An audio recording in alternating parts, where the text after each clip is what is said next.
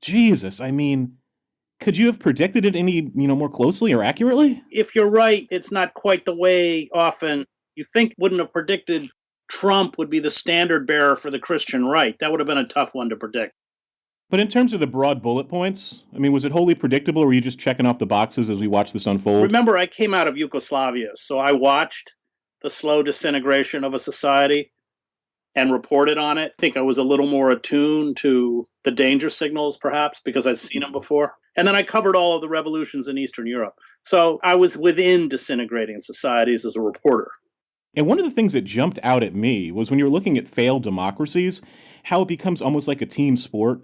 And there's no respect for institutions or legitimacy. So like what we're seeing right now, you have a lot of Republicans basically saying, we don't care, whatever we may think about Russian interference or Trump's assault on democracy. All we care about is winning.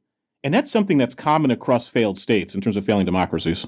Yeah. Well, I mean, if you look at Crane Brinton's great book, The Anatomy of Revolution, he doesn't actually do a kind of checklist. He talks about the common denominators, which are kind of discontent that affects all of the social classes, feelings by a majority of the population that they're trapped, widespread despair, unfulfilled expectations, a kind of turning across the political spectrum against a tiny power elite, a refusal by the courtiers or the ideologues to defend the actions of the ruling class, the inability of government to respond to the most basic needs of the citizenry, a kind of loss of credibility within the power elite itself, with defections from the power elite. And this leaves the power elite increasingly isolated without outside support. And then finally, a financial crisis. So we're kind of certainly within those parameters. How did this happen with the rise of Trumpism? And I'm adding an asterisk because, my God, it feels like, it's like accelerationism. Have things unfolded at a rate that surprises you? I mean, are things worse or better than you thought they would be at this point? They're worse. I mean, Trump was always a pretty frightening and repugnant figure, but even I wouldn't have predicted that he was this bad.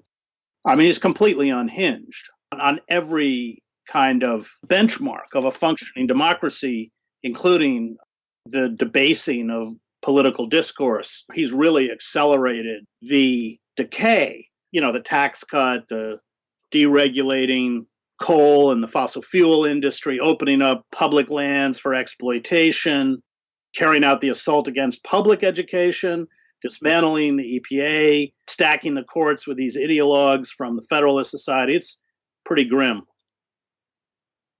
And when we try to, make that accounting, and I imagine, based on reading all your work, that you're sympathetic to this observation, but I like to throw it out there anyway. Like, one of, obviously, the mainstream corporate news media is obviously, it's all about ads, it's about revenue. Hell, they gave this man $5 billion at least in free ads and other advertising. So one of the things that frustrates me the most, and again, maybe it's just a limitation of the format, or maybe because the folks they have on TV are generalists and TV personalities and not experts, that they frame this as a surprise, that this is some sort of punctuation, that this is something out of left field, where I and others, we've been saying, hell, this has been many, many, many decades in the making. I do agree with that. It is many decades in the making, and that's what books like Empire of Illusion or Death of Liberal Class attempt to argue. I think the problem with the press is that they're driven by the same motive that drives Trump, which is to make money. And Trump is a wonderful, part of the kind of sick entertainment that has replaced news. I mean, all of this speculation about what Cohen is going to do, or these interviews with Omarosa or Stormy Daniels or her lawyer. This isn't news. It's court gossip. And it is entertainment. It feeds corporate coffers. So CNN made more money last year than they've ever made. It's $1 billion. And it's good for profits. It's good for ratings, but it's not journalism. And it's really a mask for self-interest. And as I think you point out, in the types of people they bring on, it's accompanied by this veneration of the elite. So it's the